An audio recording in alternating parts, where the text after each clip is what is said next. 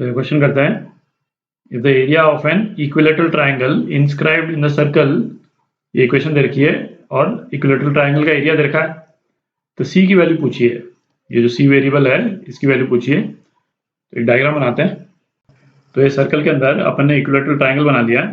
तो equilateral triangle का जो एरिया है वो सर्कल के रेडियस के टर्म्स में यदि अपन निकाल लेते हैं, है ना, तो अपना काम हो जाएगा।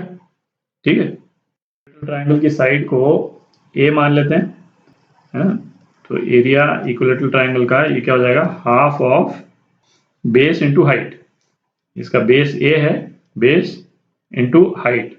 अच्छा, हाइट कितनी हो जाएगी, ये हाइट है इक्विलेटरल ट्राइंगल की, है ना, ये हाइट है ए बी सी, और इसको मैं डी बोल देता हूँ, तो ए डी हाइट हो गई। तो ये एंगल 60 डिग्री है, तो हाइट जो है वो कितनी हो गई, ए साइन 60।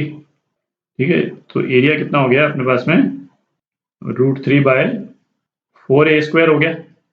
ठीक है, तो इक्विलेटरल ट्राइंगल का एरिया जो है वो कितना दे रखा है अपने को, √3/4a², ये कितना हो गया, 27√3।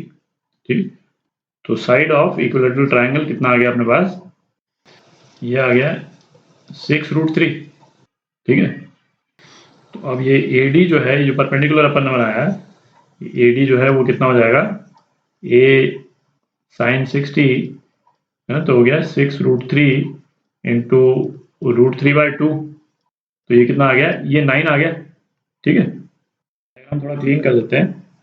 अच्छा, इक्विलेटरल ट्राइंगल के केस में ये तो अपने को मालूम ही है कि किसी भी वर्टेक्स से अपोजिट साइड में यदि हम परपेंडिकुलर ड्रॉप करते हैं, जैसा इस वाले केस में अपन ने किया हाइट निकालने के लिए, तो वो परपेंडिकुलर जो है परपेंडिकुलर बाइसेक्टर भी होता है ना, इन द सेंस कि ये अपोजिट साइड को एग्जैक्टली हाफ में बाइसेक्ट कर देगा।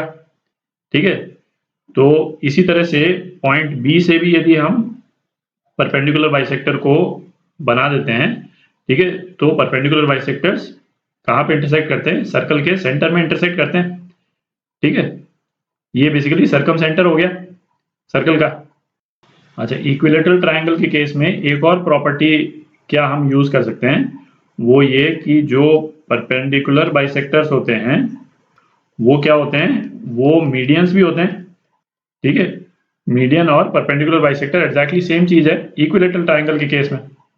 तो ये जो हमने जो परपेंडिकुलर बाइसेक्टर ड्रॉ किए, ये मीडियंस भी हैं। ठीक है, और ये हमको मालूम है कि मीडियंस आपस में एक दूसरे को जब इंटरसेक्ट करते हैं तो किस रेशियो में डिवाइड करते हैं, 2:1 के रेशियो में डिवाइड करते हैं, है ना, ये तो अपने को मालूम। तो इस सर्कल के सेंटर को यदि अपन O बोल देते हैं और AD अपने को मालूम है 9 है। ठीक है, तो AO जो है वो कितना हो जाएगा, AO जो है वो 6 हो जाएगा, दिख रहा है, क्योंकि O जो है 2:1 के रेशियो में AD को डिवाइड कर रहा। ठीक है, और AO जो है वो रेडियस है ना, ये पॉइंट जो है सर्कम सेंटर हो गया सर्कल का। तो इस सर्कल का रेडियस जो है वो 6 आ गया। तो अब अपन C की वैल्यू निकाल सकते हैं। तो रेडियस ऑफ सर्कल ये कितना आ गया, 6 आ गया, तो ये कितना हो गया, √G², है ना, 5² मतलब 25 प्लस 6² 36 माइनस C, तो C की क्या वैल्यू आ जाती है, 25। ठीक है, तो ये आपका आंसर, ये आपका आंसर डी पार्ट। तो ये क्वेश्चन करते हैं, let the orthocentre and centroid of a triangle be, इतना है ना, 2 पॉइंट्स दे रखे हैं। इफ C is the circumcenter of the triangle, then the radius of the circle having line segment इतना as diameter is क्या। तो C के कोऑर्डिनेट्स अपने को पता करने हैं बेसिकली। तो अच्छा, ये तो अपने को मालूम ही है कि सेंट्रॉयड वो ऑर्थो सेंटर और सर्कम सेंटर को एक पर्टिकुलर रेशियो में डिवाइड करता है। किस रेशियो में डिवाइड करता है, 2:1 के रेशियो में डिवाइड करता है। ठीक है, हमको क्या दे रखा है, हमको ऑर्थो सेंटर दे रखा है -3.5 और सेंट्रॉयड दे रखा है 3.3।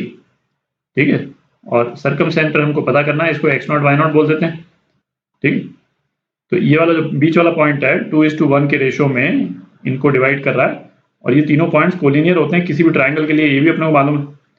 तो 3 जो है वो कितना हो जाएगा, 2x0 - 3/2 + 1, तो x0 कितना आ जाता है, x0 6 आ जाता है।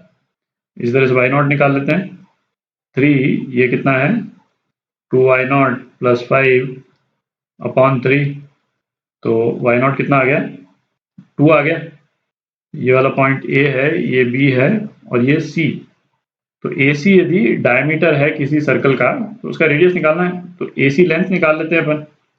ए सी लेंथ जो है ये कितनी हो जाएगी √6 माइनस 3, तो 9 हो गया है ना। लिख ही देता हूँ 6 -3 whole square plus 2 - 5 whole square. ये कितना आ गया √90 आ गया, मतलब 3√10।